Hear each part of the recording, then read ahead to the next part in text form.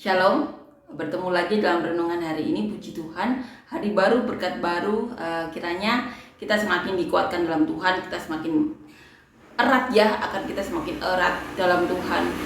Dunia bisa melakukan apapun kepada kita, bahkan hal-hal yang tidak pernah kita pikirkan, tapi kita pandang Tuhan, kita pandang tujuan akhir kita. Apapun yang terjadi, yang manusia reka-rekakan atau lakukan, kita percaya kepada Tuhan yang adil, Tuhan yang mengerti sampai kedalaman hati, Tuhan yang benar-benar mencintai manusia, yang datang ke dunia, sampai datang ke dunia untuk menyelamatkan kita. Kita pandang Tuhan kita yang itu.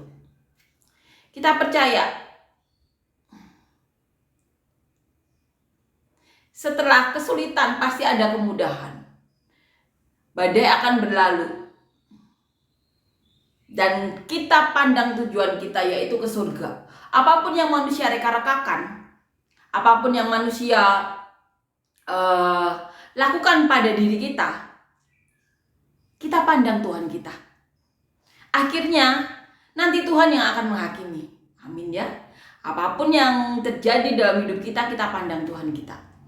Kesulitan-kesulitan yang dibuat manusia untuk kita, jangan membuat kita undur di dalam Tuhan, karena nantinya semuanya akan berlalu. Tetapi perbuatan kita yang mendatangkan kemuliaan Tuhan, yaitu yang bermanfaat bagi manusia lain, yang dunia tahu kita melakukannya itu karena untuk Tuhan, percaya itu tidak akan pernah sia-sia. Amin ya. Apapun yang kita lakukan, ini kesempatan kita selama di dunia. Lakukan buat Tuhan.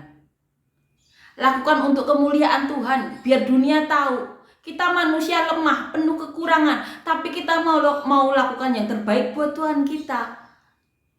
Karena kita tahu Tuhan kita terlebih dahulu menyerahkan nyawanya bagi kita. Kita orang yang berdosa sejak lahirnya, mendapatkan dosa keturunan dari Adam dan Hawa. Karena dosa mereka yang mau mengalahkan Tuhan, mau punya pengetahuan yang baik dan yang benar. Sampai sekarang dosa itu kita tanggung. Di dalam hati kita terbesit iri, dengki, sombong, angkuh. Tapi di dalam Roh Kudus itu semua dihilangkan. Dan kita harus berjuang, harus berusaha ya. Berjuang kesannya ini ya. Berusaha untuk menekan itu. Minta pertolongan Tuhan. Agar apapun yang kita lakukan, perkataan, tindakan kita tidak merugikan orang lain. Karena sekali lagi, Tuhan datang ke dunia untuk menyelamatkan. Apabila kita selamat di dunia mereka-rekakan yang jahat kepada orang lain, di mana Tuhan saja pemilik surga sampai datang untuk menyelamatkan manusia, apa yang akan dialami oleh diri kita yang melakukan dosa dengan menjerumuskan orang-orang? Karena apa? Satu jiwa diselamatkan, surga bersorak-sorai. Apapun yang terjadi, kita pandang Tuhan. Kita lakukan hal yang menyukakan hati Tuhan. Apapun yang direka-rekakan manusia pada diri kita, apa konsekuensinya bagi kita? Paling banter itu kehilangan nyawa, tapi kita mendapatkan surga. Jadi apapun yang terjadi dalam hidup kita, asalkan kita tidak menjadi batu sandungan orang lain, asalkan kita tidak merugikan orang lain, asalkan kita tidak menjerumuskan orang lain, asalkan kita berusaha dengan sepenuh hati, minta pertolongan Tuhan untuk melakukan hukum Tuhan, jangan khawatir apapun. Seperti siapa? Seperti Rasul Paulus, Rasul Petrus, Stefanus, para murid-murid Tuhan Yesus, para rasul-rasulnya yang tidak takut apapun, karena mereka tahu resiko paling banter kehilangan nyawa. Kehilangan nyawa itu semua akan dialami manusia. Cuma waktunya panjang atau pendek. Jadi jangan khawatir. melakukan kebenaran, melakukan apapun, karena resikonya paling banter cuma kehilangan nyawa. Tapi kita tahu surga itu kepastian dari Tuhan asalkan kita percaya kepada Tuhan Yesus, bahwa Tuhan Yesus adalah Tuhan. Jalan ke surga yang dimana kita tahu Tuhan sampai saat ini masih berbicara kepada kita. Ketuhanan Tuhan itu tidak bisa disangkal lagi. Tuhan kita itu benar-benar hidup, benar-benar nyata. Tugas kita itu memberitakan firman, bersaksi, biar Roh Kudus yang bekerja sehingga semakin banyak orang ikut bersama kita ke surga. Dan kita harus menjaga diri kita agar apa? Agar kita tidak terhilang. Saat kita memberitakan firman Tuhan, saat kita bersaksi atau apapun, kita juga harus melekat erat kepada Tuhan agar kita tidak terhilang. Amin ya. Amin. Makanya kita perlu memasukkan diri di dalam kelompok yang benar-benar mencintai Tuhan, menyayangi Tuhan. Amin ya. Dan biarlah nama Tuhan Yesus yang dipermuliakan dalam hidup kita. Apapun yang terjadi di luar sana, reka-rekaan manusia, jangan pernah khawatir. Paling banter resikonya kehilangan nyawa, di mana kita tahu surga itu sudah disediakan bagi Tuhan. Disediakan Tuhan bagi kita. Rasul Paulus kehilangan nyawa, Petrus kehilangan nyawa, Stefanus kehilangan nyawa, dan banyak orang lagi kehilangan nyawa untuk menyebarkan firman Tuhan. Jadi jangan pernah khawatir tentang apapun juga. Amin ya. Kita tentu pernah khawatir, kita tentu pernah berpikir yang andai kata. Tapi di sini kita kiranya bisa saling menguatkan. Jangan khawatir apapun. Amin ya. Karena apa? Yang terpenting itu melakukan kehendak Tuhan. Amin ya. Amin. Karena Tuhan berkata, siapapun yang menyayangkan nyawanya akan kehilangan nyawanya. Siapapun yang tidak menyayangkan nyawanya malah akan mendapatkan hidup kekal. Itu perkataan Tuhan Yesus sendiri. Itu yang kita pegang. Amin ya, kiranya kita bisa saling menguatkan, saling mensupport, saling mendukung untuk melakukan apapun yang menjadi Tuhan, yang menjadi kehendak Tuhan. Jangan biarkan keinginan-keinginan yang bukan dari Tuhan ya, yang bukan dari kehendak Tuhan menjauhkan kita dari kehendak Tuhan itu sendiri. Dalam nama Tuhan Yesus, amin. Kita akan nyanyikan lagu yang pertama.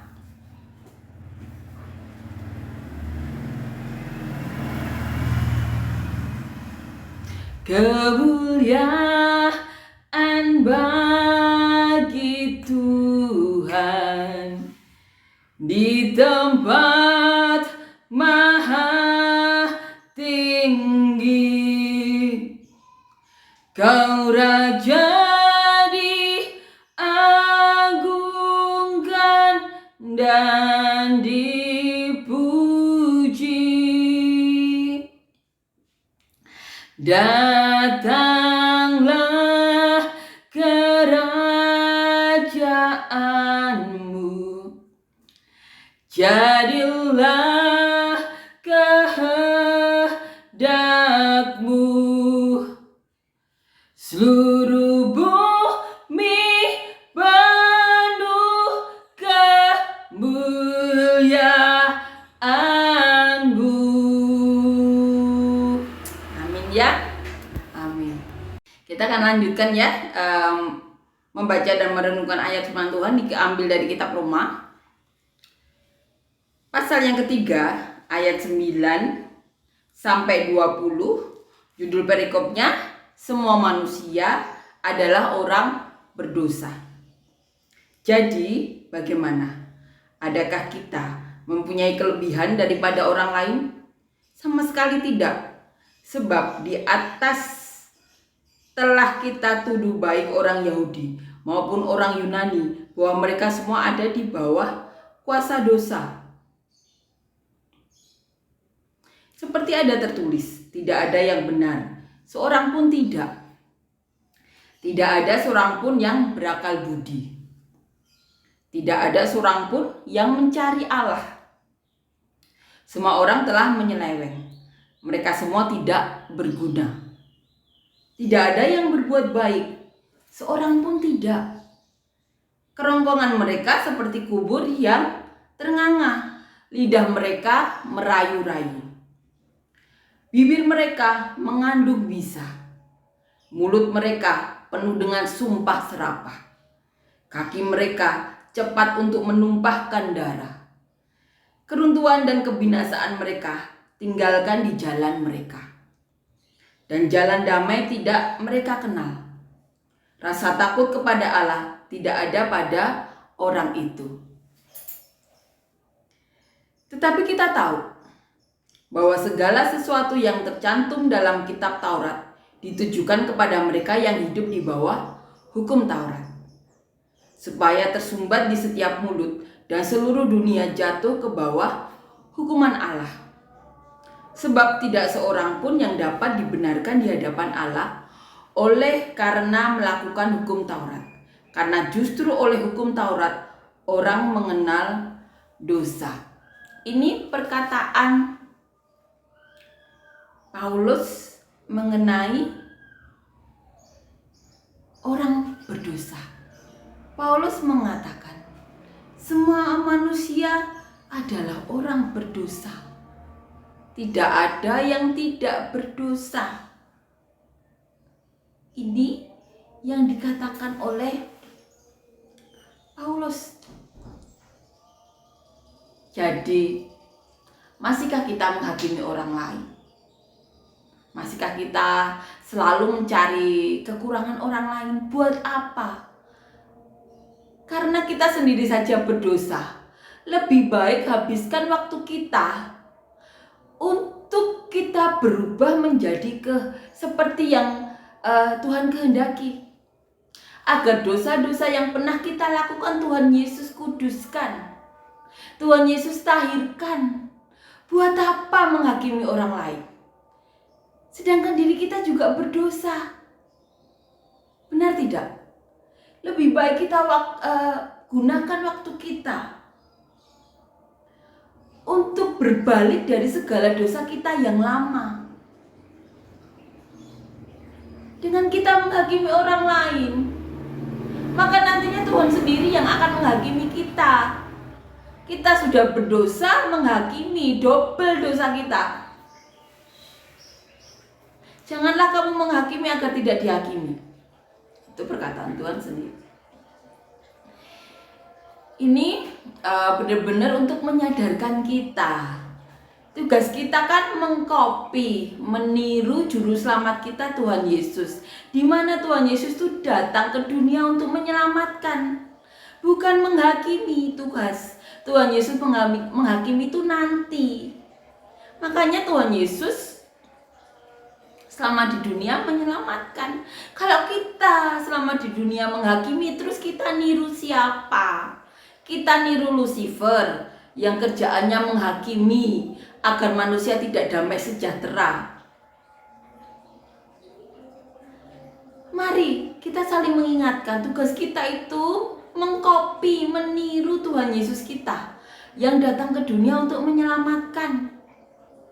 Kekurangan orang lain kita bahas, kita hakimi, itu menjadi double dosa kita. Amin ya. Amin. Kita coba renungkan dari ayat di awal. Jadi bagaimana? Adakah kita mempunyai kelebihan daripada orang lain? Ini yang dikatakan Paulus.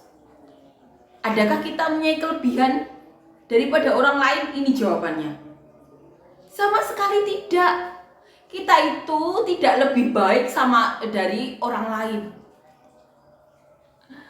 Kita sama-sama orang berdosa, terus gunanya apa menghakimi? Gunanya apa kesombongan dengan menghakimi orang lain? Petrus sendiri mengatakan, apakah kita lebih baik dari orang lain? Tidak. Kita tidak lebih baik daripada orang lain. Makanya tidak ada gunanya sama sekali menghakimi. Kita aja sama-sama berdosa. Sebab kita lanjutkan ya. Di atas telah kita tuduh baik, Kita tuduh.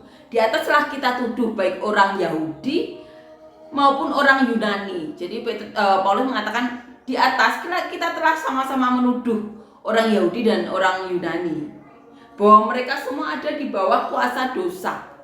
Ini yang dikatakan Paulus, bahwa semua orang, baik orang Yahudi, Yunani itu di bawah kuasa dosa. Seperti ada tertulis, dikatakan ini ya, tidak ada yang benar, seorang pun tidak. Tidak ada seorang pun yang berakal budi. Tidak ada seorang pun yang mencari Allah. Ini yang dikatakan Paulus. Tidak ada yang benar, seorang pun tidak. Tidak ada yang berakal budi. Tidak seorang pun mencari Allah. Bayangkan, tidak ada seorang pun yang mencari Allah. Semua orang telah menyeleweng. Mereka semua tidak berguna. Tidak ada yang berbuat baik, seorang pun tidak. Ini yang dikatakan. Kerongkongan mereka seperti kubur yang ternganga. Lidah mereka merayu-rayu. Bibir mereka mengandung bisa. Ini ya yang dikutip Paulus. Mulut mereka penuh dengan sumpah serapah. Mulut manusia penuh dengan sumpah serapah sejak zaman dahulu. Kaki mereka cepat untuk menumpahkan darah. Keruntuhan dan kebinasaan mereka tinggalkan di jalan mereka. Jalan mereka itu penuh dengan keruntuhan dan kebinasaan. Mereka tidak mau mencari jalan Tuhan. Yang pernah kita bahas di kita baca dan buka di kitab Para Rasul, jalan Tuhan, jalan yang dilalui Tuhan.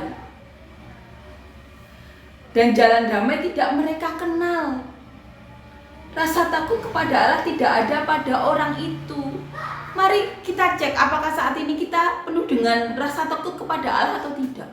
Kalau kita takut kepada Allah, tentu kita tidak akan menghakimi. Karena kita tahu menghakimi itu cuma menambah dosa.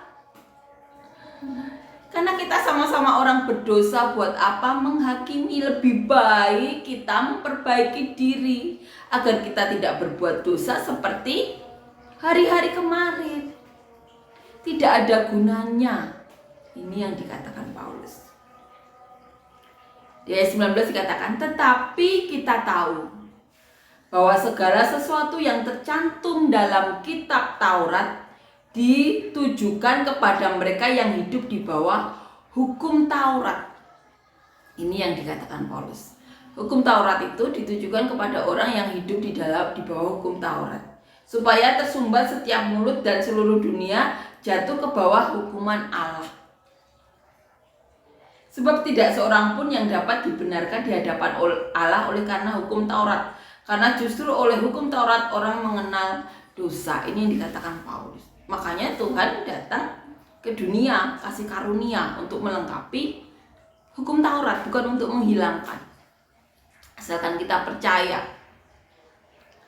kepada Tuhan, kita dikuduskan. Dan tentu setelah itu kita benar-benar melalui jalannya Tuhan. Kita benar-benar bertobat. Karena Allah, Tuhan kita tidak mau dipermainkan. Amin ya. Jadi tidak ada gunanya menghakimi. Karena kita sama-sama orang berdosa. Lebih baik kita gunakan waktu kita untuk memperbaiki segala dosa di masa lalu, baik kita atau keluarga kita, untuk mendapatkan hari depan yang penuh dengan harapan bersama Tuhan Yesus tentunya. Amin ya. Karena kalau tidak bersama dengan Tuhan kita, pemilik surga, semuanya akan berlalu dengan sia-sia. Tapi apabila kita melakukannya untuk Tuhan, percaya, tentu tidak akan berlalu dengan sia-sia. Karena apa yang kita tinggalkan itu tentunya akan bermanfaat bagi orang setelah kita. Jadi apapun yang kita lakukan untuk kemuliaan Tuhan. Kita tahu tujuan kita. Mencari kemuliaan di depan manusia itu tidak ada gunanya. Karena manusia itu hari ini seperti ini besok berubah, tapi Tuhan dari dulu, sekarang sampai selamanya tidak akan pernah berubah. Yang terpenting itu Tuhan. Semua orang berdosa. Tidak ada yang lebih baik dari orang lain, itu kata Paulus. Jadi apa gunanya menghakimi? Itu yang dikatakan Paulus. Amin ya. Amin. Kita akan nyanyikan lagu yang kedua.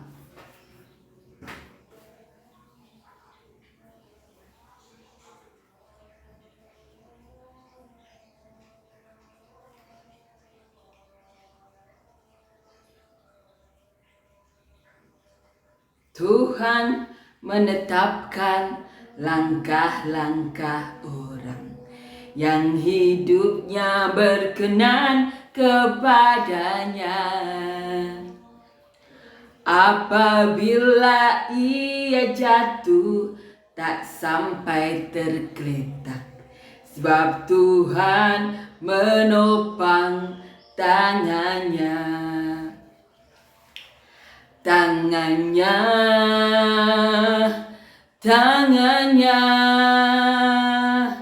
sebab Tuhan menopang tangannya.